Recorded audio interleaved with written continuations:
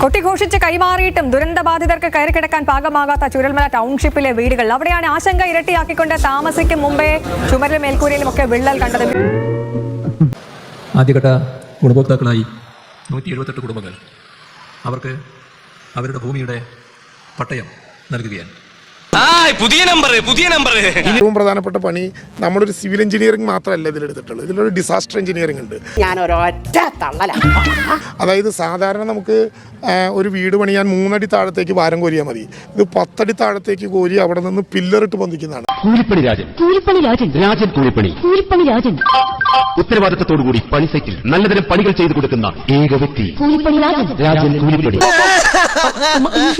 760 കോടി ഓരോരുത്തർക്കായി കൊടുത്താൽ തന്നെ ഏതാണ്ട് ഒരു 2 കോടിയോളം വരുന്നൊരു പണം തുക ഉണ്ടാകും.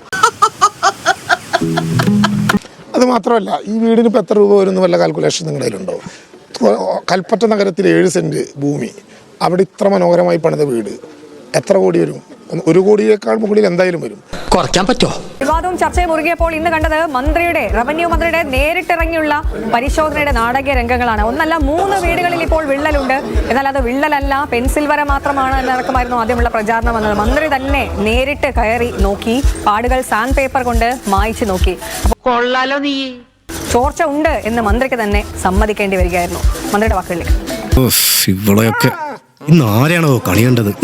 അവിടെ ഉള്ളത് ഷ്രിങ്ക് ക്രാക്ക് എന്ന് പറഞ്ഞാൽ വെള്ളം കിരിഞ്ഞു വരുന്നു ഒരു വീടിന്റെ മുഖത്ത്. കൈമാറുന്നതിന് ശേഷം ഉണ്ടായാലല്ലേ ഈ പ്രശ്നത്തിന് വിഷയം ഉണ്ടാകുള്ളൂ. കണക്കുകളൊന്നും ശരിയാകുന്നില്ലല്ലോ ഗംഗാര. ടൗൺഷിപ്പിന്റെ ആദ്യഘട്ടമാണ് ഇന്ന് ഉദ്ഘാടനം ചെയ്യപ്പെടുന്നത്. അങ്ങോട്ട് പോയിക്കോളി, വീട്ടിൽ പോയിക്കോളി. നിങ്ങൾ കരുതുന്ന ക്രാക്ക് എന്ന വാക്ക് ഉപയോഗിക്കാൻ പറ്റിയൊരു സാധനമല്ല, അത് കിനിഞ്ഞിറങ്ങലാണ്. ഇനി അവിടെ കിനിഞ്ഞിറങ്ങൽ ഒരു പ്രശ്നമാണെങ്കിൽ തീർത്ത് ആ വീടിന്റെ ഉടമസ്ഥന് കൊടുത്തതിന് ശേഷം പരിശോധിച്ചൊരു ക്രാക്ക് ഉണ്ടായാൽ ULCC തന്നെ പൂർത്തീകരിച്ച് തരേണ്ടി വരും, അല്ലാതെ പണം കൊടുക്കില്ല. വെള്ളം ഇറങ്ങുന്നുണ്ട് എന്നുള്ളത് മന്ത്രിക്ക് തന്നെ ഇന്ന് ബോധ്യപ്പെട്ടു.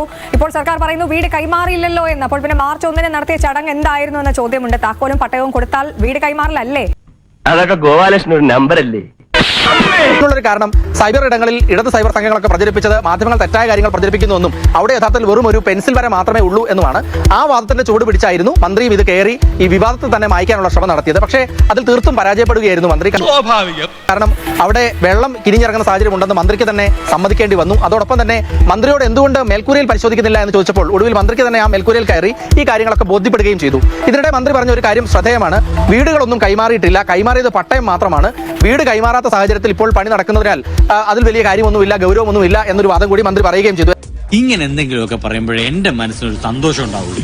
ശരി റോബിൻ, സങ്കടകരമാണ്. കാരണം 6 മാസത്തിനുള്ളിൽ രാജ്യം ഇന്നോളം കണ്ടിട്ടില്ലാത്ത വിധത്തിലുള്ള മാതൃകാ പുനരധിവാസം നടത്തുമെന്നാണ് സർക്കാർ പ്രഖ്യാപിച്ചത്. വൈകി, പക്ഷേ എവിടെ എത്തി നിൽക്കുന്നു എന്നുള്ളത് നമുക്കറിയാം. അങ്ങനെ കൈമാറിയ വീടുകളിൽ അതിന് അറ്റകുറ്റപ്പണി ആവശ്യമുണ്ടെങ്കിൽ, ചോർച്ചയുണ്ടെങ്കിൽ അവിടെ ഉപയോഗിക്കുന്നവർക്ക് അത് അവർക്ക് ഔദാര്യമായി കിട്ടിയതല്ല, അത് അവരുടെ അവകാശമാണ്. അപ്പോൾ അതിൽ അവർക്ക് പരാതിപ്പെടാനുള്ള സ്വാതന്ത്ര്യം നിലനിൽക്കെ ആ പരാതി പറഞ്ഞതിൻ്റെ പേരിൽ അദ്ദേഹത്തിനെതിരെയുള്ള സൈബർ അതിശയവും ഭീഷണിയുമാണ് നമുക്ക് ഏറ്റവും വിഷമകരമായി തോന്നുന്നത്. PT ഉഷയെ മനസ്സിൽ ധരിച്ച് കൂടെ പിടിച്ചോണം.